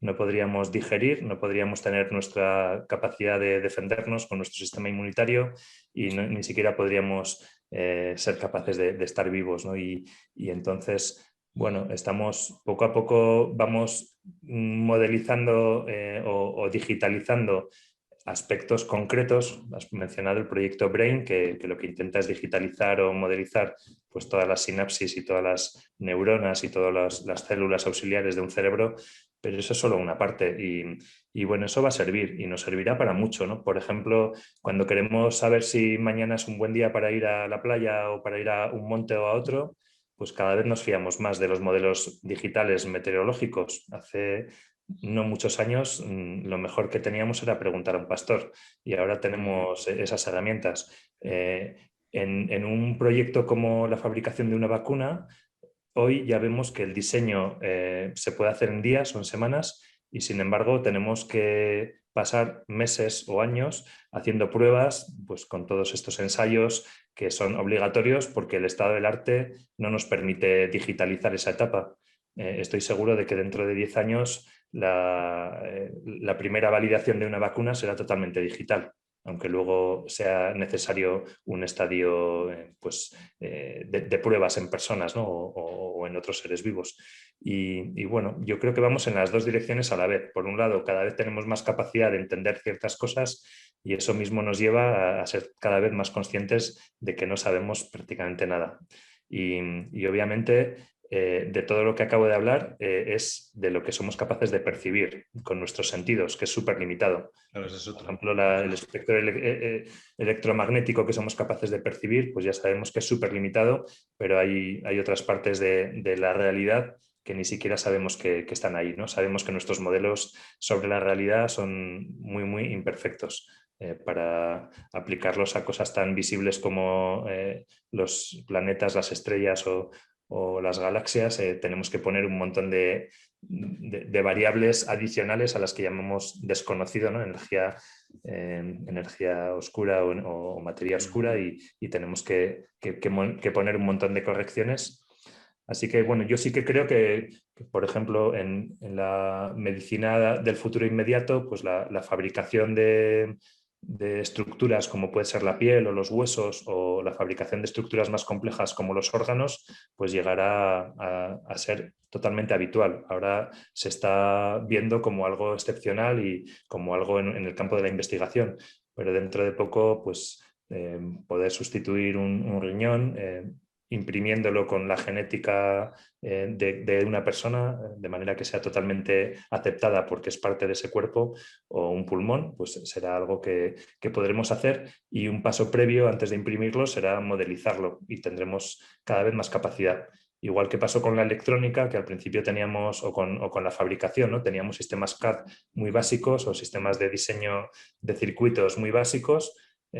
Poco a poco fueron siendo cada vez más fiables, funcionaron cada vez más mejor, y hoy no diseñaríamos un circuito integrado a ojo, ¿no? o de forma artesanal. Lo hacemos con sistemas digitales, y tampoco diseñamos la estructura de un edificio con una regla de cálculo o con un lápiz. La diseñamos con un sistema digital, y eso mismo haremos con todo lo que tiene que ver con un ser vivo. Esto me lleva a la pregunta, ¿no? El genoma, que lo hemos mencionado varias veces. CRISPR, ¿qué oportunidades crees que nos puede traer, ¿no? Es algo que cada vez se oye hablar más de ello. Nosotros, claro, como personas que estamos fuera un poco del mundillo, no lo llegas a entender parcialmente, ¿no? ¿Qué oportunidades crees que puede llegar a traer? Y sobre todo en las enfermedades raras, ¿no? Que es lo que se suele hablar mucho también. Sí, es una aplicación concreta donde ya funciona. El genoma simplemente es la información que tenemos en el corazón de nuestras células, y el genoma de un ser humano no tiene tantos bits, tiene solo 30.000 letras, ¿no? 30.000, perdón, tiene... me he equivocado de cifra, tiene 3.000 millones de letras. Digamos que tiene 3 gigas. 3 gigas no es mucho en lo digital, ¿no? Sin embargo, en el mundo bio todavía es complicado leer molécula a molécula, pues 3.000 millones de moléculas. Por eso nos costó mucho. De hecho, la estructura del ADN ni siquiera nos la imaginábamos a principios del siglo pasado.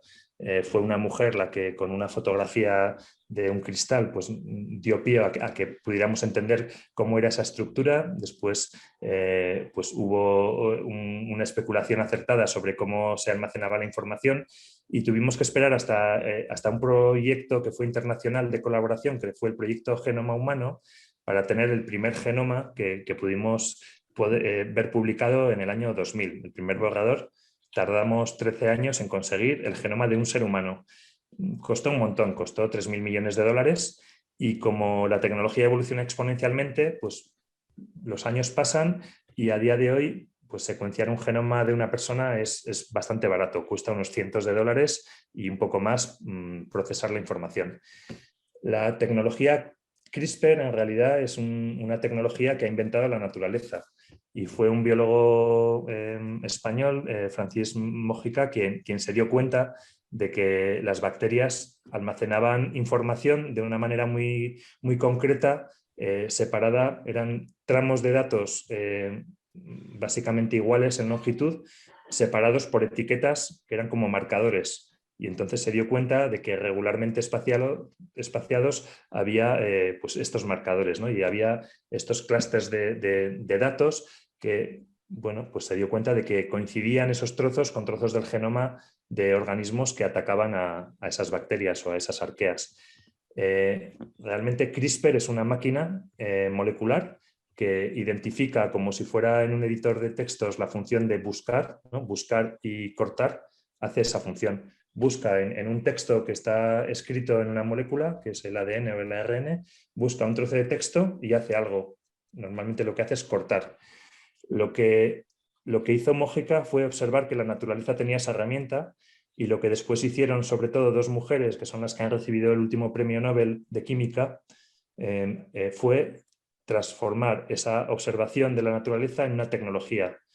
Entonces, ahora lo que hacemos es imprimir un mensaje en una molécula de ARN y ese mensaje es la instrucción que permite buscar una determinada secuencia y bueno, hacer algo tan básico como cortar. A partir de cortar, lo siguiente que se está desarrollando es la posibilidad de pegar. Entonces, si somos capaces de buscar un trozo de código, cortarlo y pegar otro trozo de código, estamos hablando de editar. Estamos empezando a hablar de escribir. Y el siguiente proyecto en el que ya se está trabajando de forma colaborativa internacional se llama el proyecto para escribir genomas, que se llama GP-Write, y es un proyecto en el que creo que es importante que participen nuestros investigadores de Navarra y de Euskadi. Y bueno, es un proyecto pensando en 2030 y la idea es que para 2030 podamos tener sistemas de CAD para diseñar y después imprimir genomas. Y eso va a implicar también la comprensión de cómo un genoma interacciona en un contexto dinámico donde hay muchas más cosas. Pero bueno, volviendo a lo tuyo, a nivel local, CRISPR te permite ahora mismo editar genes y eso supone una oportunidad para curar sobre todo enfermedades que son monogenéticas, enfermedades que como las raras muy habitualmente se deben a simplemente un fallo que puede ser una letra o dos letras en un único gen. Y si tú puedes anular un gen o puedes sustituir esas letras y corregirlo, le estás dando una oportunidad a una persona de directamente borrar su enfermedad. CRISPR se está utilizando también en otros campos como puede ser la inmunología para oncoterapia. Hay cánceres que hasta hace poco eran incurables y que ahora mediante la reprogramación celular pues son curables y se garantiza pues, la supervivencia y una curación que antes era casi imposible. Por ejemplo, las técnicas que se llaman CAR-T, ¿no? Que son consisten en extraer células de nuestro sistema inmune para reprogramarlas de manera que sean más eficaces contra el tumor que ahora mismo tengo yo, pues son proyectos en los que la tecnología de base es esta tecnología CRISPR, que suele ser CRISPR-Cas algo, ¿no? CRISPR-Cas9, CRISPR-Cas10 y bueno, a partir de ahí puede haber otras tecnologías similares, pero básicamente, más allá de los acrónimos y la tecnología concreta, la capacidad que empezamos a tener es la de edición y la que vamos a tener dentro de poco es la de escritura de genes. Y ahí vamos a poder empezar a codiseñar con la naturaleza. Es alucinante. Al final estamos hablando de la realidad que suena al mismo tiempo casi a ciencia ficción, ¿no? Y un poquito para finalizar con este repaso de las tecnologías que vienen, Juanjo, te quiero hacer una pregunta muy sencilla, pero a la que seguro que alguna vez le has dado alguna vuelta. Si pudieras viajar al futuro, ¿a qué momento temporal viajarías? Y como matiza esta pregunta, ¿crees que conoceremos la inmortalidad como ser humano? Creo que lo único que importa es el aquí y el ahora. El presente es lo único que existe. El presente y hay muchas filosofías que hablan de ello y muchas películas también de ciencia ficción y para mí el futuro que me gustaría conocer es un futuro bastante inmediato, el futuro en el que mis hijos tengan hijos, por ejemplo, o sea, el futuro de dentro de 20 o 30 años, que si por lo que sea no sigo vivo, que es muy probable, pues que pudiera volver a vivir ese momento, porque me gustaría mucho ver a mis hijos disfrutando con sus hijos y bueno, también de paso me gustaría ver si han conseguido la siguiente generación darle la vuelta a la trayectoria hacia el desastre en la que estamos y a la que hemos contribuido. Inmortalidad, creo que también depende de cómo la inmortalidad ya la tenemos, porque estar en el presente ya es ser inmortales o ser recordados también es ser inmortales. tengo un amigo de Singularity University que habla y tiene un libro que se llama La muerte de la muerte, y cuando Kurzweil planteó la singularidad, él hablaba de un momento en el que todo lo que representa a una persona se puede digitalizar y de alguna forma el siguiente estadio de la evolución podría ser digital, y ahí se podría hablar de la inmortalidad, porque podemos estar en un contexto, en un universo en el que pues podemos prácticamente hacer cosas como casi clonarnos o reproducirnos. Se habla también de la posibilidad de recuperar a partir de recuerdos de otras personas o a partir de la huella digital que estamos dejando, pues poder recuperar avatares de nosotros mismos. Y también hemos visto películas, ¿no?, en las que alguien recupera a un ser querido en forma de un avatar o de algo que entraríamos en la reflexión de si es lo mismo o no es lo mismo. En realidad, el problema de la inmortalidad también tiene que ver con el problema de la identidad. Nosotros somos un patrón espaciotemporal, estamos atravesando una realidad, pero como un río, las moléculas que componen nuestro cuerpo, igual que el agua que pasa por Pamplona, ¿no?, en el Arga, pues no, cada vez es distinta, ¿no? Y sin embargo vemos la misma forma del río. Yo me reconozco como el mismo Juanjo que vivió hace una hora o hace 10 años, y sin embargo físicamente soy distinta, tengo un gran cambio, y desde luego internamente tanto el conocimiento que tiene almacenado mi sistema cognitivo o las propias células, ¿no?, o el material que compone mi cuerpo ha cambiado.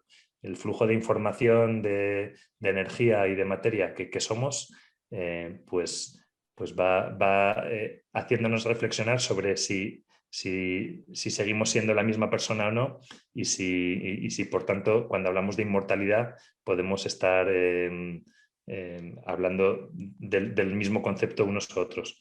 Entonces, la inmortalidad en cuanto a una posible transformación de lo biológico en algo digital es algo de lo que se habla en contextos como Singularity, pero también la posibilidad de regenerar tejidos o la posibilidad de revertir el envejecimiento, de comprender cuáles son los mecanismos celulares que hacen que envejezcamos y revertirlos, ¿no? Y la posibilidad de reconstruir partes de nuestro cuerpo en caso de que sean dañadas por accidentes externos o por nuestra negligencia o por problemas de construcción. Pues bueno, podría ser que sí, que la respuesta más directa es la que te he dado, que creo que ya somos inmortales, pero que de muchas maneras podemos volver a ser inmortales. También tenemos que pensar sobre qué implicaciones tendría o tendrá cuando estas tecnologías nos permitan hacer que nuestro cuerpo se reproduzca de forma permanente, ¿no?, que sea inmortal, o que pasemos a un entorno digital que también nos permita ser inmortales. Como a la vez estamos avanzando hacia la idea de ser una especie multiplanetaria, la limitación de estar en un único planeta pues la dejaremos de tener, pero bueno, tendremos otras limitaciones y otros retos. Por ejemplo, la inmortalidad en el mundo digital pues, vendría también con el reto de la posibilidad de hacer duplicación de identidades o de personas o de revertir en el tiempo, cosa que en la realidad en la que vivimos ahora, aunque se puede especular sobre ello, pero hasta donde yo sé, no somos capaces de ir hacia atrás en el tiempo. Sin embargo, en lo digital sí que lo podemos hacer. Perdona que me enrolle un poco en... No. Yo la verdad sí me estoy quedando alucinado. Bueno, las reflexiones, al final lo que comentas de la complejidad, la complejidad de cada tema, ¿no? Porque, claro, al final cuando hablábamos, la idea que nosotros tenemos, por poner un ejemplo de todos los temas que se han hablado, ¿no?, pero de la inmortalidad, ¿no? Claro, pero primero hay que empezar por pensar qué es la inmortalidad, claro. Parecen interesantísimas las reflexiones. Vamos, si queréis, chicos, con la parte final. Antes de pasar al cierre, Gaizka, es tuya, si no me equivoco. Sí, un poquito, pues ya sería con tu trabajo actual, ¿no? Que querríamos ir acabando, ¿no? ¿Qué es UIS, ¿no? Un poquito. ¿Y cuál es vuestro objetivo?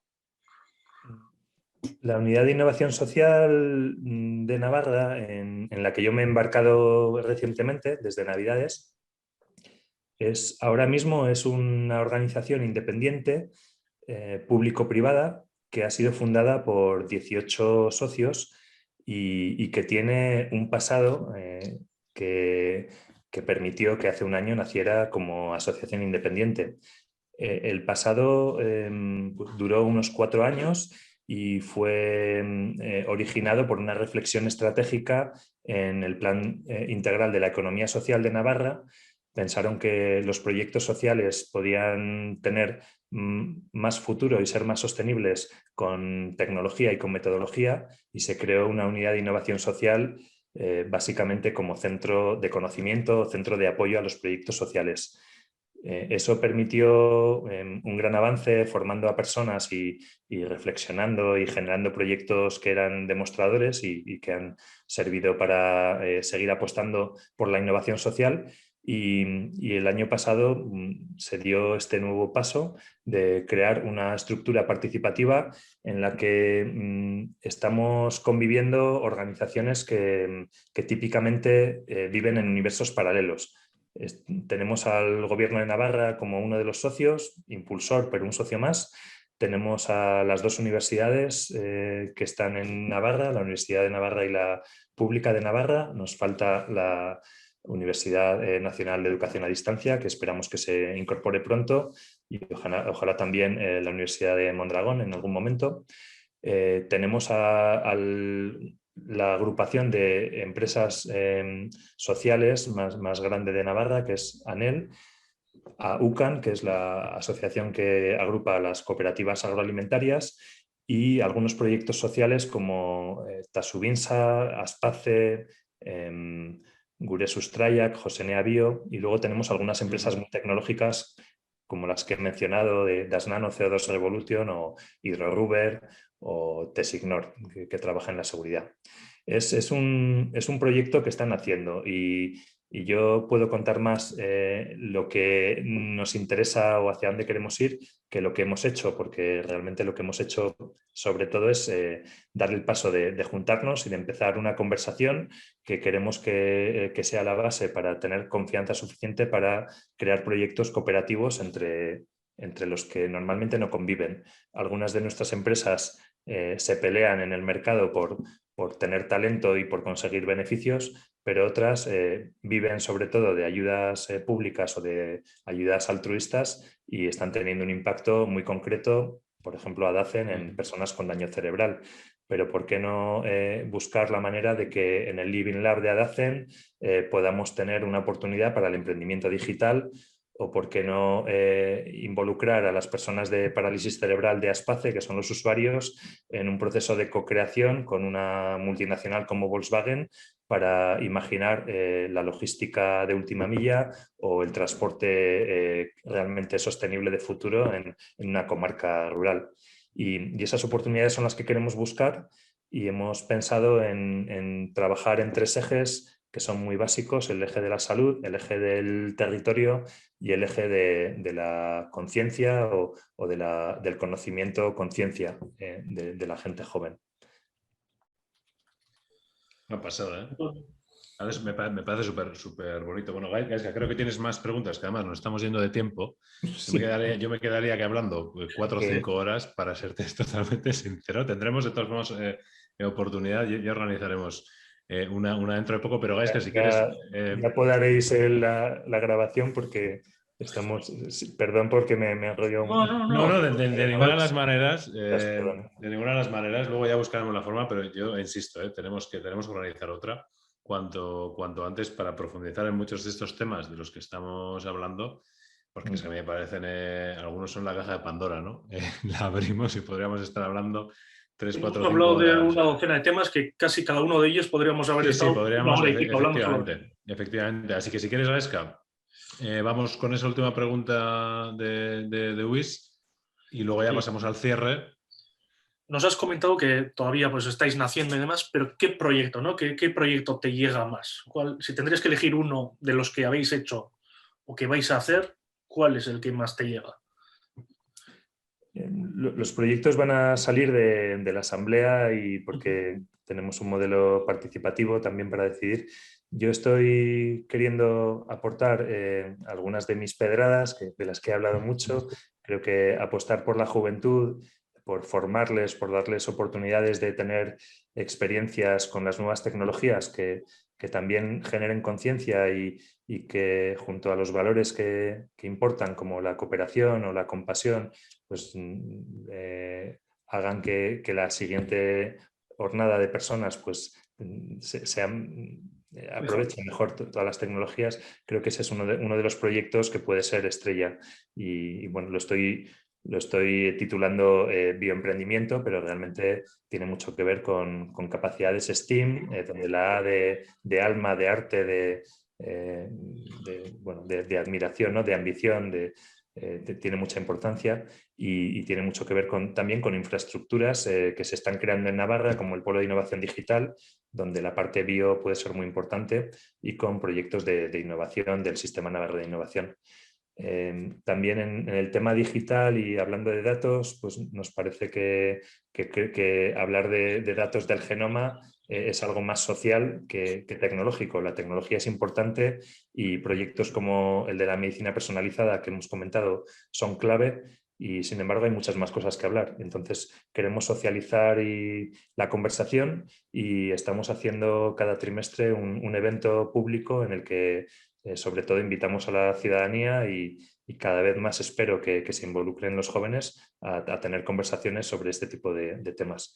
En salud nos gustaría mucho colaborar en diseños disruptivos de ciudad y de pueblos. Ahí estamos hablando con alcaldes o con la Federación de Municipios y Concejos.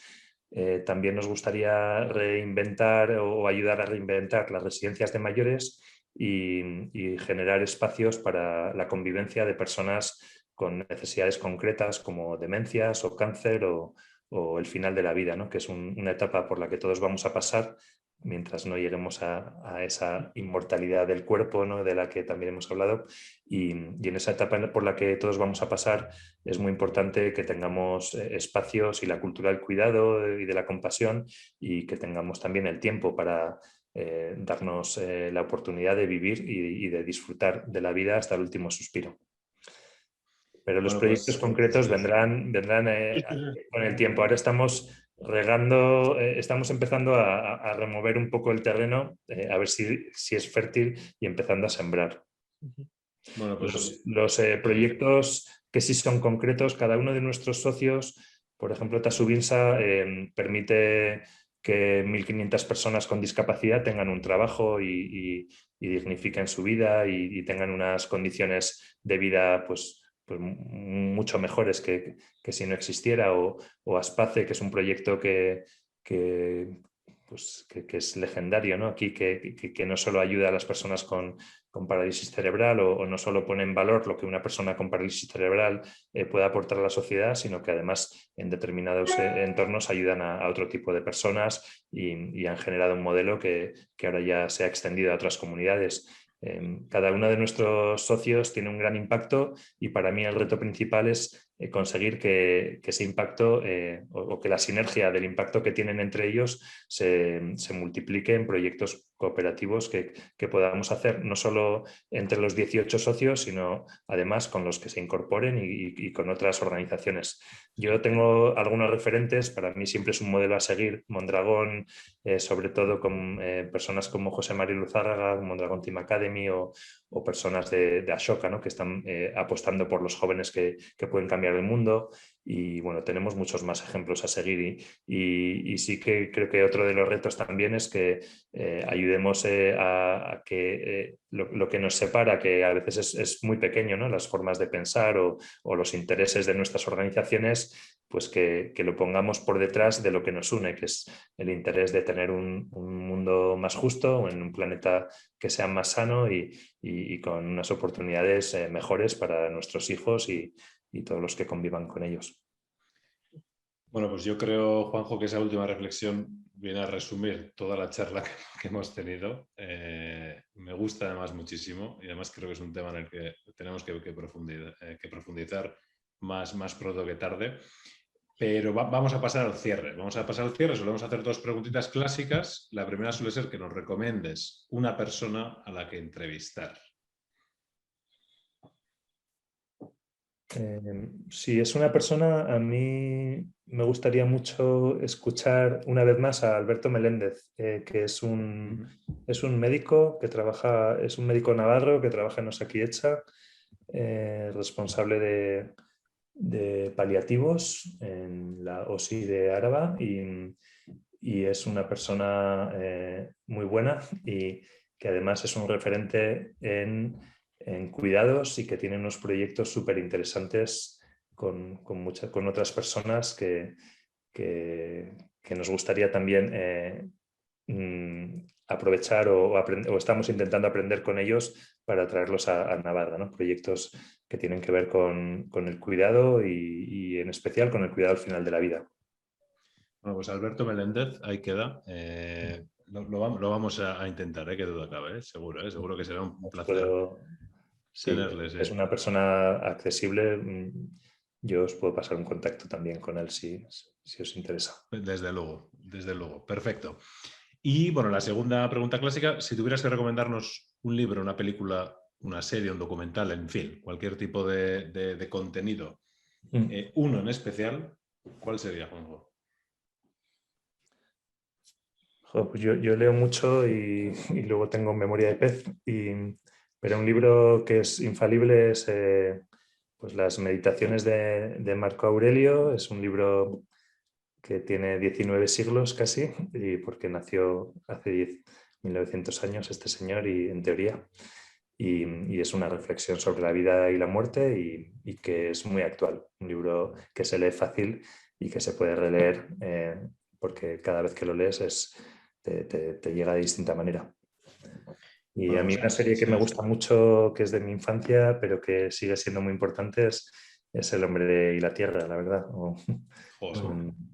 Es una serie... Poca cosa, Atemporal completamente. Sí. Bueno, pues ahí queda Las Meditaciones de Marco Aurelio, que va a la Biblioteca de Laboras, y El hombre y la tierra, que va a la Biblioteca de Laboras. Las 2 apuntadas. Y bueno, pues hasta aquí la entrevista. Pena que no tengamos más tiempo, pero repito que lo vamos a intentar organizar alguna para poder charlar, o quizás incluso una mesa redonda, porque creo que son temas extraordinarios y que dan, lo dicho, ¿no? para horas y horas. Yo me quedo con esa última reflexión que hacías, ¿no? ¿Qué sentido tiene todo esto si no es para que esté enfocado en nosotros, ¿no? En que vivamos mejor, en fin, ¿no? En que seamos más felices, que es lo que comentabas al final, porque de eso creo que va la película, ¿no? Y sí que es verdad que muy a menudo se nos olvida, también en el día a día, ¿no? Tanto trabajar, tanta esto, y se nos olvida un poco quizás por qué lo hacemos, ¿no? Pero, en fin, bueno, ha sido un placer. No sé, oye, Gaisca, si queréis añadir algo. Yo simplemente agradecer el tiempo, las reflexiones, porque desde luego ha habido momentos en los que simplemente me quedaba con la boca un poco abierta, ¿no? Y con ganas de escuchar más. Te estaba imaginando como ese profesor de universidad que todos hemos tenido, entre tantos, digamos, ordinarios, pero de repente alguno destacaba y te quedaba escuchando atónito, ¿no? Independientemente de cuál fuera la materia, ¿no? Esos profesores que si te hubiesen dado matemáticas, te encantarían las matemáticas, y si te hubiesen dado ciencias medioambientales, te encantarían. Y desde luego, vamos, para mí ha sido un auténtico placer. Y coincido con mis compañeros, al final ha sido, bueno, ya te había oído otras veces, hemos coincidido muchas veces, pero este modo, ¿no? que te has abierto y demás, al final pues llegas a otro nivel también, ¿no? De conversación, a pesar de estar encorsetados pues, en el tiempo para que no se nos vaya al final. Y muchísimas gracias. Y espero, como ha comentado Miquel, que podamos hacer alguna mesa redonda o algo del estilo. Contemos contigo. Algo vamos a organizar. Bueno, pues es que ricasco, yo he estado muy a gusto y esto es lo que también permite la tecnología, que podamos hablar aunque físicamente estemos muy a distancia y sin embargo, socialmente, más que nunca nos importa y nos hace falta estar cerca. Y bueno, ya veo por el reloj que hemos hablado demasiados minutos, Sí. pero eso es que yo también estaba muy a gusto. Ya veréis vosotros si queréis distribuirlo así. Yo no quitaría nada.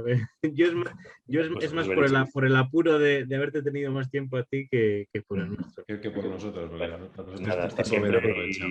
y encantado si queréis en otra ocasión en este formato o en otro, yo encantado y me parece genial lo que hacéis porque es muy interesante también para que podamos bueno, llegar a otras personas o encontrarnos con otras personas que Desde luego. de esta manera también pues, la red va creciendo. Y el efecto red es importante. Cuantas más conexiones hay, Desde esto luego. sigue siendo también Efectivamente. exponencial. Bueno, Bueno, pues- pues nice. Ah, Pues perdón. nada, No, muchísimas yo sí- gracias, Juanjo. Asko zaindu y nada, nos vemos en breves. Algo organizamos. Y para lo que necesites, aquí nos tienes también, ¿eh? De Desde acuerdo. luego. Venga, agur. Muchas gracias. Agur, agur.